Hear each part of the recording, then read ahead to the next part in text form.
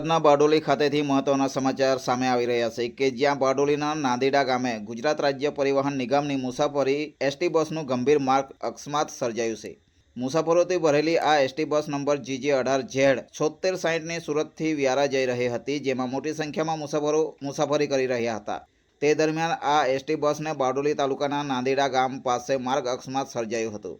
જાણવા મળી રહ્યું છે કે આ માર્ગ અકસ્માતમાં કેટલાકને નાની મોટી ઈજાઓ પહોંચી છે, પરંતુ સદનસીબે મોટી જાનહાનિ ટળી હતી।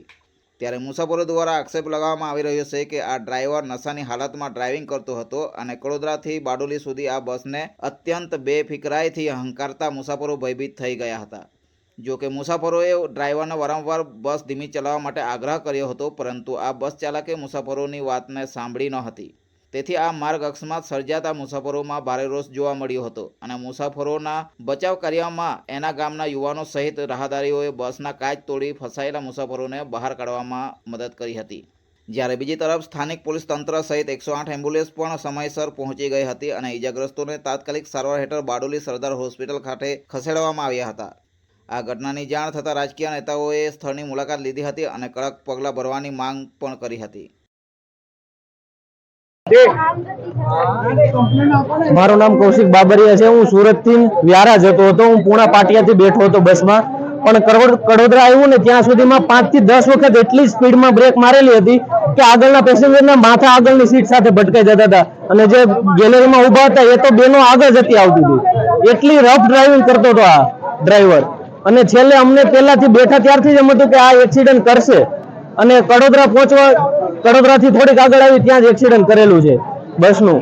અને આખા બધા એકબીજા ઉપર પડી ગયેલા હતા, બધા એકબીજાના સપોર્ટથી માંડ બચ્યા અને ઉપરથી બહાર નીકળ્યા છે અમને। ના, કોઈને કઈ થયું નથી, પણ બધા જે લેડીઝો હતી એ મોસ્ટ ઓફ ગભરાઈ ગઈ છે। એના ઉપર બધી પબ્લિક આવી ગયેલી હતી, એટલે જે પેલી સાઈડ હતા એ માણસો બધા જ દબાઈ ગયેલા હતા।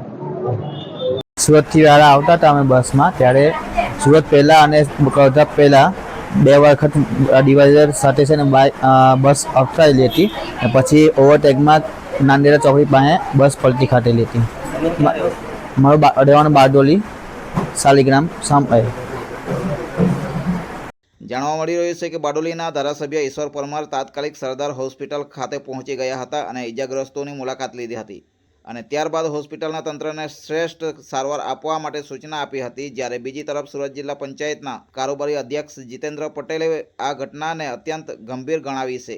તેથી રાજ્ય સરકારને એસટી નિગમ સમક્ષ બસ ચાલક વિરુદ્ધ કડકમાં કડક શિક્ષાત્મક પગલાં ભરવાની માંગ કરવામાં આવી છે, જેથી ભવિષ્યમાં આવા બનાવો થતાં ટળી જાય। જોકે પોલીસે અકસ્માત બાબતે ગુનો નોંધી બસ ચાલકની ધરપકડની કાર્યવાહી શરૂ કરી આગળની વધુ તપાસ હાથ ધરી છે। બ્યુરો ચીફ હેતલ મિસ્ત્રી સાથે કેમેરામેન ચેતન પ્રજાપતિ, હર હંમેશ સત્યની સાથે।